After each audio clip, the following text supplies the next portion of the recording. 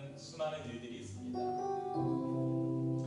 그래서 그냥 형상적으로 나타나는 그런 육체의 눈으로만, 그리고 우리의 이성으로만 보고 생각한다면 하나님이 과연 계시는지, 과연 내 삶이 하나님의 인도하심 속에 있는지, 그것을 의심할 만한 너무 많은 일들이 있습니다. 하지만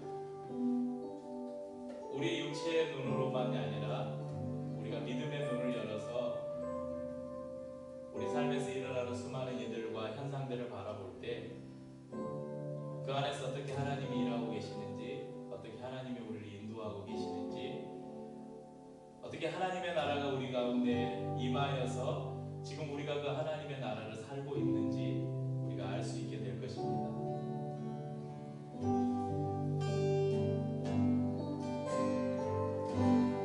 하나님 나라는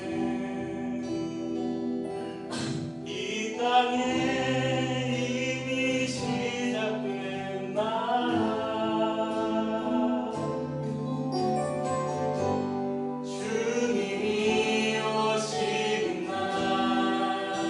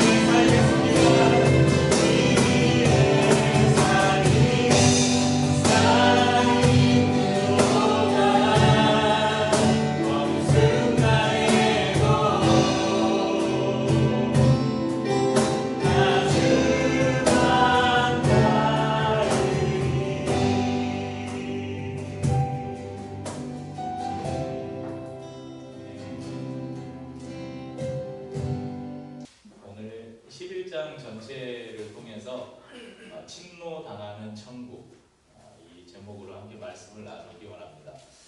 사실 이 본문의 이 구절은 성경의 여러 해석에 어려움을 겪는 난제 해석 본문 중에 하나입니다. 그래서 오늘 이 본문을 우리가 해석하면서 우리에게 주어진 하나님의 나라가 어떤 것인지 한번 살펴보기를 원합니다. 퀴즈를 하나 낼게요. 맞추신 분들은 오늘 이따가 제가 맛있는 거 사드리겠습니다. 성경에 나오는 선지자 중에 가장 마지막 선지자는 누구일까요? 사무엘. 땡. 말하기. 땡. 보세요. 땡. 저요. 네. 저요. 저요. 아닙니다. 힌트를 드릴게요. 오늘 본문을 참고하세요. 오늘 본문. 세례 요한. 네. 근데 오늘은 민선이 딱 안 가니까. 우리가 자칫 구약의 마지막 성경이 말라기잖아요. 그래서 선지자 중에 제일 마지막 선지자가 누구냐 하면 말라기라고 생각하기 쉬운데 사람 이름 말라기예요. 근데 선지자 중에 제일 마지막 선지자는 구약의 마지막 선지자를 모든 성경학자들은 세례 요한으로 봅니다. 물론 세례 요한이 예수님 동시대 사람이긴 하지만 마지막 선지자로 보는 이유가 있습니다.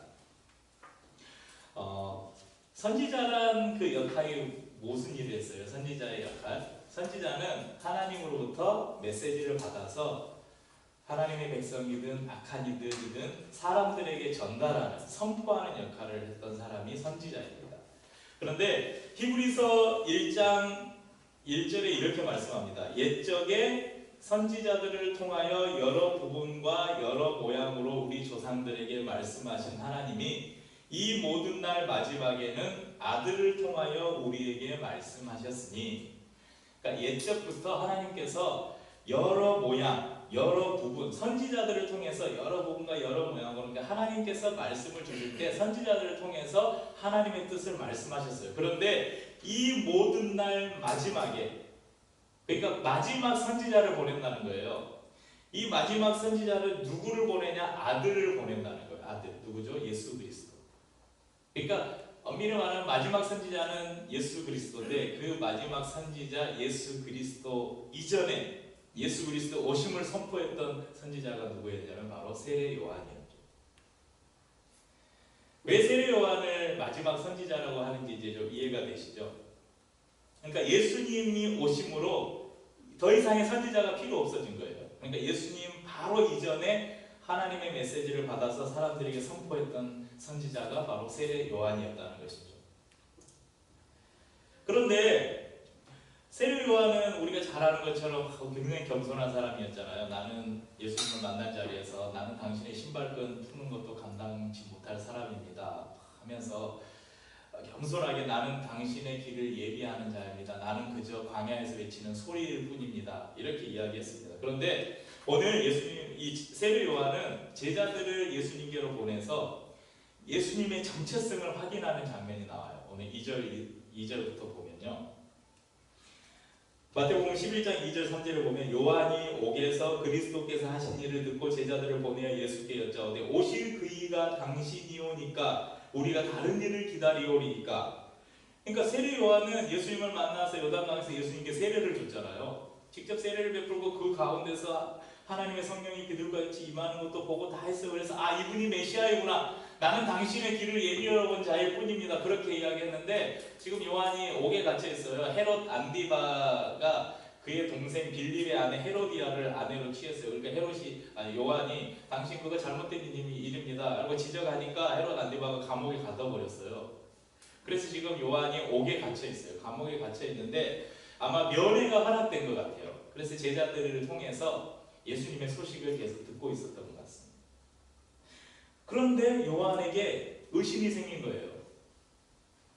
물론 성경학자들은 요한이 의심이 생긴 게 아니라 요한의 제자들이 그 메시아에 대한 의심이 있어서 야 그럼 너희들이 가서 직접 확인해보고 와라 뭐 이렇게 이야기하는 사람도 있는데 전체적인 문맥을 보면요. 요한 스스로도 과연 이 예수 그리스도가 예수님이 그들이 기다리던 메시아가 맞는가에 대한 왜? 급하면 가. 정체성에 대한 의심을 가지고 있었던 것을 볼 수 있습니다. 2절에 보면 세례 요한이 그리스도께서 하신 일들을 듣고 이렇게 나오잖아요. 그러니까 세례 요한은 예수님께서 그가 옥에 갇혀 있는 동안 예수님께서 하셨던 일들을 그의 제자들을 통해서 들었던 것 같아요. 그런데 자신이 예수 그리스도 메시아에 대해서 선포했던 메시지하고 자기의 귀에 들리는 실제 예수님이 하신 일들하고 이게 매칭이 안 되는 거예요. 그러니까 세례 요한은 오실 메시아를 예언하면서 뭐라고 선포했냐면요, 막 바리새인들, 설교관들 이런 사람들 보고 야 이 독사의 자식들아, 너희들은 임박한 진노를 피하지 못할 것이다. 그러니까 예수님이 오신 거예요. 이제 메시아가 왔으니까 너희는 이제 다 죽었다 이거예요. 그러면서 좋지 않은 나무는 찍혀서 불에 던져질 것이다. 이제 예수님께서 오셨으니까, 메시아가 오셨으니까 악한 모든 종교 지도자들을 몰아내고 지금 이 유대를 다스리는 로마 제국도 다 무너뜨리고 예수님의 새로운 왕국을 세울 것이다. 그런 메시지를 선포했는데 그의 귀에 들리는 예수님에 대한 소식이 그런 소식이 아니에요. 바리새인들, 서기관들 막 잡아놓고 그런 게 아니라 막 로마하고 저항해서 싸우는 예수님이 아니라 가난하고 어렵고 연약한 자들 더 만나면서 그들을 치료해주고 그런 인자하고 자비로운 예수님의 소식만 들리고 있는 거죠. 그래서 요한이 의심이 생긴 거예요. 과연 이분이 메시아가 맞는가? 그래서 제자들을 보내서 물어보는 거죠. 당신이 메시아가 맞습니까? 우리가 다른 메시아를 기다려야 합니까? 그때 예수님께서 요한의 제자들에게 이렇게 말씀하셔요. 5절에 보면요. 5절 함께 읽어볼까요? 맹인이 보며 11장 5절입니다. 맹인이 보며 못 걷는 사람이 걸으며 나병 환자가 깨끗함을 받으며 못 듣는 자가 들으며 죽은 자가 살아나며 가난한 자에게 복음이 전파된다 하라. 자, 예수님께서 대답하시는데 야 요한에게 가서 이렇게 말해라. 근데 그 말하는 게 뭐냐면 너희가 가서 듣고 보는 것을 요한에게 말해라. 그러니까 너희가 듣고 본 것이 무엇이냐? 눈먼 사람이 눈을 떴다는 거예요. 못 걷는 사람이 걷게 되고 나병 환자, 문둥병자들이 깨끗하게 치료를 받고 가난한 자들에게도 복음이 전해지는 것. 이런 일들은 지금 예수님이 행하고 있던 일이에요. 너희가 그것들을 다 받지 않냐? 가서 그대로 말해라. 이 소식을 제자들을 통해서 요한의 제자들을 통해서 세례 요한이 들었을 때 세례 요한에게 딱 세례 요한은 알고 있는 성경 구절이 이미 있었어요.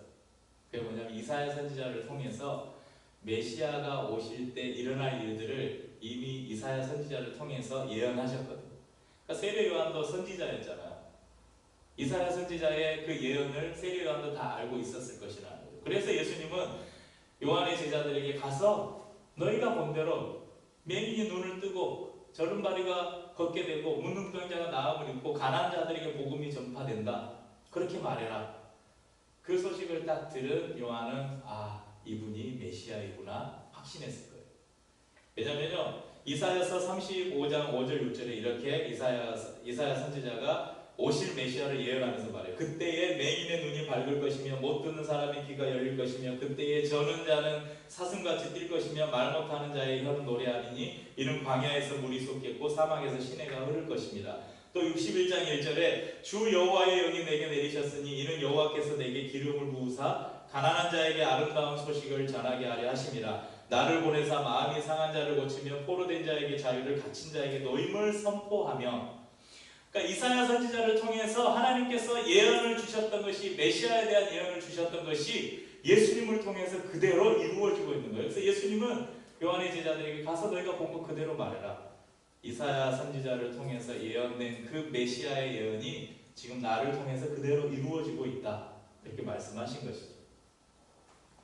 그런데 예수님은 세례 요한, 야, 너 어떻게 그럴 수가 있어? 나에게 세례까지 줘놓고 하나님이 이는 내 사랑하는 자, 내 기뻐하는 자라 그런 음성까지 들었으면서 어떻게 나에 대해 의심할 수 있어? 이 믿음이 적은 자야. 이렇게 하시지 않고 예수님은 세례요한을 여자가 낳은 자 중에 가장 큰 자다. 그렇게 예수님은 세례요한을 칭찬하고 있습니다. 그리고 나서 오늘 저희가 읽은 12절 본문을 말씀합니다. 세례요한의 때부터 지금까지 천국은 침노를 당하나니 침노하는 자는 빼앗느니라. 그 성경 해석의 난제 중에 하나인 본문입니다. 왜냐하면 이 침노, 특별히 이 침노라는 단어가 천국에 쓰이는 이 경우가 성경 어디에도 나오지 않거든요. 천국이 침노를 당한다. 침노라는 거 공격받는 거예요. 침노하는 자가 빼앗는다. 쉽게 이해하기 힘든 말씀입니다. 오늘 이 말씀을 함께 풀어가면서 천국을 소유하고 어떻게 우리가 천국을 살아가야 되는지를 함께 나누려 합니다. 이 짧은 본문에 대한 해석은 크게 두 가지로 나누는데요. 첫째 해석이 뭐냐면 침노한다는 표현처럼 그러니까 우리가 천국을 침노에 들어간다는 거예요. 그러니까 침노를 다른 말로 하면 전쟁한다고 생각하시면 돼요. 우리가 천국을 뭔가 이제 막 싸움하듯이 적극적이고 진취적인 방식을 통해서 천국을 소유한다. 천국의 삶을 산다. 이런 말씀이고요. 이런 해석이고, 두 번째는 천국을, 하나님의 나라인 천국을 악한 사람들, 힘 있는 자들이 이 천국을 공격해 온다. 이런 두 가지 해석이 있습니다. 물론 이 두 가지 해석 다 우리에게 어느 것으로 해석을 해도 우리에게 좋은 교훈을 줍니다. 그러니까 천국을 우리가 적극적으로 진취적으로 우리가 차지해야 될 곳으로 그렇게 우리가 해석을 한다면 그 해석 역시 우리가 그렇게 살아가야 됨을 우리에게 교훈해주고 있고요. 악한 자들, 힘 있는 자들이 천국을 공격해 온다 그러면 우리가 그 공격하는 세력들로부터 이 천국을 빼앗기지 않기 위해서 우리가 결연한 의지로 살아가야 된다, 뭐 그런 교훈을 얻을 수도 있습니다. 그런데 오늘은 두 견해 중에 첫 번째 견해에 무게를 두고, 근데 첫 번째 견해가 천국은 적극적으로 진취적으로 우리가 그것을 취하는 것이다, 이렇게 해석하는 그 해석에 무게를 두고 말씀을 나누려고 합니다. 왜 이 첫 번째 해석에 무게를 두냐면 누가복음에서 누가 또한 이와 비슷한 언급을 합니다. 누가복음 16장 16절에 보면요, 율법과 선지자는 요한의 때까지요. 동일한 이야기를 하죠. 누가도 율법과 선지자, 그러니까 선지자, 마지막 선지자는 요한의 때까지요. 그 후부터는 예수 그리스도를 통해서 이제 그 후부터는 하나님 나라의 복음이 전파되어 사람마다 그리로 침입하느니라. 누가는 이렇게 표현했어요. 사람마다, 그러니까 하나님 나라의 복음이 전파되어져서 사람들이 거기로 침입한다. 그러니까 침노한다. 비슷한 표현이죠. 누가도 마태와 동일하게 세례 요한을 마지막 선지자로 언급하고 예수님의 오심을 통해서 완성된 하나님의 나라의 복음이 선포될 때 사람들은 예수님을 통해 그 나라로 들어가는데 그 표현을 침입한다, 이렇게 표현하고 있다는 것이죠. 요한의 메시아 선포, 그러니까 세례 요한이 메시아가 오심을 선포했잖아요. 그 선포는 미래적인 선포였습니다. 그런데 예수 그리스도께서 이 땅에 오심으로 그 세례 요한이 선포했던 미래적 메시아에 대한 선포가 실현이 된 것이죠. 현재형이 되어버린 것이죠. 요한은 그것을 확인하려고 제자들을 보내 예수님께 질문한 것입니다. 여러분, 당시에 유대인들, 유대 종교 지도자들, 특별히 이 사람들에게 하나님의 나라는 어떤 의미였을까요? 종교 지도자들은 하나님의 나라를 자신들이 가지고 있는 그 종교적인 기득권, 이런 것들을 지키려는 수단으로, 그리고 누리려는 수단으로 이용했습니다. 종교적으로, 사회적으로 그들은 자신이 가진 힘과 권력을 가난하고 소외된 자들을 위해 사용한 것이 아니라 오히려 그런 약자들을 핍박하고 통제하는 수단으로 하나님의 나라, 율법, 이런 것들을 사용했다는 것입니다. 그런 왜곡된 하나님의 나라가 이제 새로운 복음으로 선포된 것입니다. 그리고 간절한 마음으로 그 나라를 사모해서 침노하듯 찾아 들어간 사람들이 이제 그 나라를 소유하게 될 것이라고 예수님이 말씀하시는 것입니다. 여러분, 유대인들이 가지고 있는 사상이 하나 있잖아요. 선민사상. 들어보셨죠? 선민사상. 하나님이 선택한 민족, 선택한 백성은 유대인밖에 없다. 그러니까 유대인들의 사고체계 안에서요, 유대인 공동체는 하나님의 백성, 유대인 이퀄 하나님의 백성, 이 공식이 있어요. 그러니까 하나님의 나라라는 것은 내가 유대인으로 태어나기만 하면 자연히 나는 하나님의 백성이 되는 거예요. 하나님 나라에 속한 사람이 되는 거죠. 그러니까 유대인들이 가지고 있었던 사상은 이거예요. 그런데 예수님이 전한 복음이 무엇입니까? 구원은 유대인에게만이 아니라 이방인에게, 종이나 자유자나 남자나 여자나 어느 누구에게나 동일하게 하나님의 나라가 허락되어져 있다. 그런데 그 하나님의 나라가 유대인으로 태어났다는 것으로 얻어지는 게 아니라는 거예요. 이제 그 하나님의 나라는 간절한 마음으로 내가 그 나라를 소유하겠다는 간절함을 가지고 뛰어드는 사람, 침노, 뛰어드는 사람이 그 나라를 차지할 것이라고 예수님은 말씀하는 겁니다. 그러니까 당시에 유대인들이 가지고 있었던 하나님의 나라라는 개념을 완전히 예수님은 깨뜨린 거예요. 내가 자연히 유대인으로 태어나면 얻을 수 있었던 나라였다고 유대인들은 생각했는데, 아니면 또 이방인들은 나는 출생 자체가 나는 이방인이기 때문에 나는 하나님의 나라와 나는 상관없는 사람이다. 그렇게 살고 있던 사람들을 향해서 예수님은 이제 하나님의 나라가 너희들에게 임하였는데 그 나라는 너희가 침노해서 빼앗아야 되는 것이다. 그렇게 말씀하고 있는 것입니다. 그래서 침노라는 단어가 천국에는 별로 어울리지 않는 단어 같지만 그런 의미에서 이 천국을 해석해 보면 침노하다, 침입하다, 이것이 어쩌면 적절한 표현일 수가 있다는 것이죠. 여러분, 천국을 표현하는 영어 단어 두 가지가 있습니다. 천국. 자, 천국 하면 제일 쉽게 생각나는 천국. 파라다이스. 이거는 좀 인본주의적인 그 해석으로 말할 때 파라다이스, 뭐 한상의 파라다이스. 그러니까 모든 사람들이 그냥 마음껏 즐길 수 있는 막 그런 나라, 그걸 파라다이스라고 하는데, 파라다이스 말고 천국이잖아요. 천국. 헤븐. 그렇죠. 헤븐. 조금 더 정확하게 표현하면 킹덤 오브 헤븐, 이렇게 표현할 수 있어요. 하늘나라. 또 다른 표현이 하나 있어요. 이건 보통 기독교에서만 쓰는 표현이에요. 천국. 혹시 하나님의 나라라는 표현, 킹덤 오브 갓. 그러니까 킹덤 오브 헤븐이 그러니까 천국에 대한 일반적인 표현이라면 킹덤 오브 갓, 이것은 약간 좀 유대적인 표현이에요. 그러니까 헤븐이라는 표현이 헬라 사상의 그런 표현이라면 킹덤 오브 갓, 하나님의 나라라는 표현은 유대 사상적인 표현이에요. 두 가지 다 맞긴 하지만 우리가 흔히 생각하는 천국 그러면 방금도 킹덤 오브 갓, 하나님의 나라라는 개념보다 우리에게 익숙한 개념은 헤븐, 하늘에 있는 나라, 킹덤 오브 헤븐, 하늘나라, 이게 우리에게 익숙하잖아요. 천국. 그러니까 많은 사람들이 예수를 믿은 이후에 우리가 천국 그러면 하늘나라, 하늘나라는 어떻게 가요? 언제 가요? 죽어야 가죠.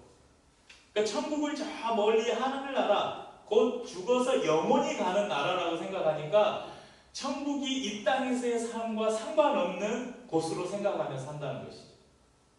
그런데 예수님께서 선포하신 하나님의 나라는 그런 나라가 아니에요. 하늘에 있는 나라가 아니라 하나님의 다스림이 있는 나라, 킹덤 오브 갓, 하나님의 나라. 그러니까 예수님이 선포하신 거죠. 하나님의 나라가 너희 가운데 임했다. 여러분, 아까 우리가 불렀던 찬양은, 찬양의 하나님 나라는 이 땅에 이미 시작된 나라, 주님이 오시는 날, 영원히 완성되는 나라. 이게 굉장히 신학적으로 의미 있는 가사예요. 신학적으로 천국을 이야기할 때 이렇게 이야기합니다. 신학적인 용어로 이미와 아직의 긴장 관계에 있다. 아마 앞으로도 천국에 대해 이야기할 때 많이 제가 한 말을 많이 계속해서 들어보실 거예요. 아마 이미와 아직의 긴장 관계 속에 있다. 그러니까 하나님의 나라는 이미 이곳에 임했는데 아직 완성되지 않았다. 그러니까 아까 그 찬양 앞부분의 가사가 천국에 대해서 아주 잘 설명하고 있는 가사예요. 하나님 나라는 이 땅에 이미 시작된 나라. 그러나 주님이 오시는 날 영원히 완성되는 나라. 이미와 아직.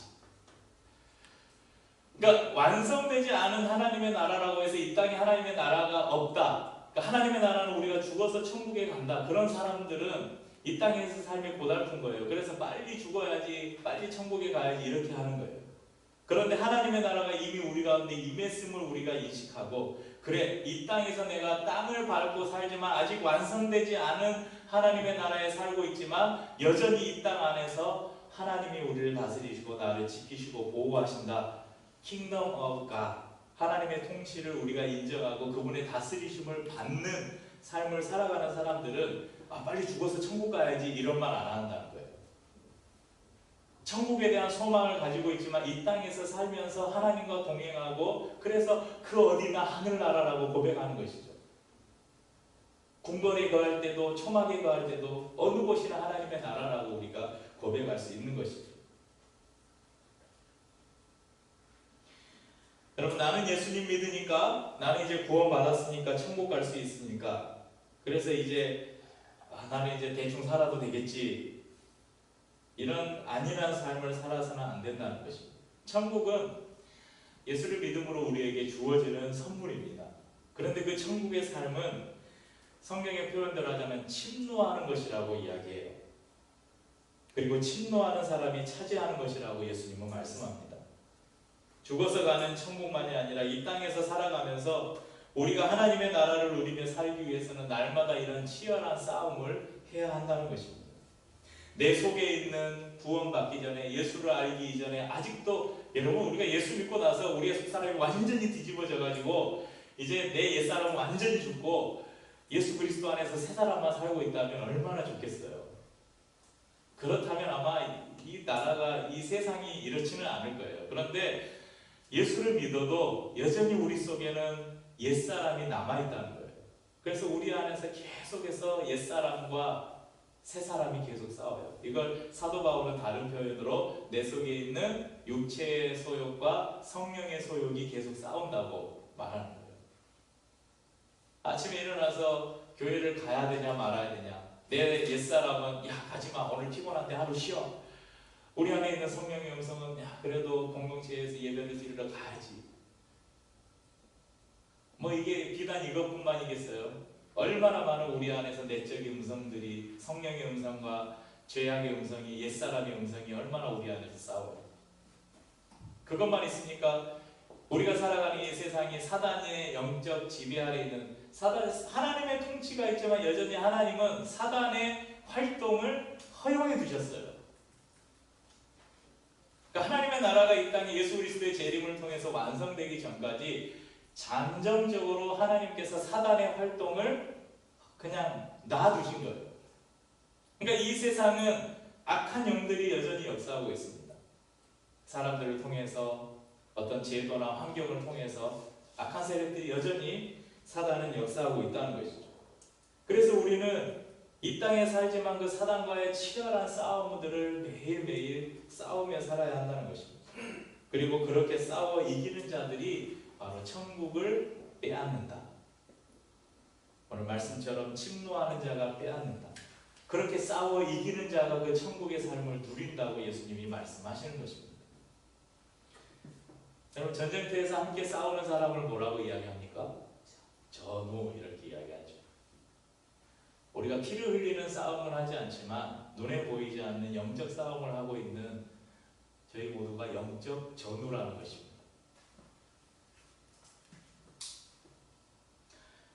전우는 싸우다가 누군가가 피를 흘리면 가서 싸매주고, 가다가 누군가가 쓰러지면 다시 일으켜주고, 분장을 대신해주고, 때로는 등에 업고 함께 걸어가는 그런 사람들이죠.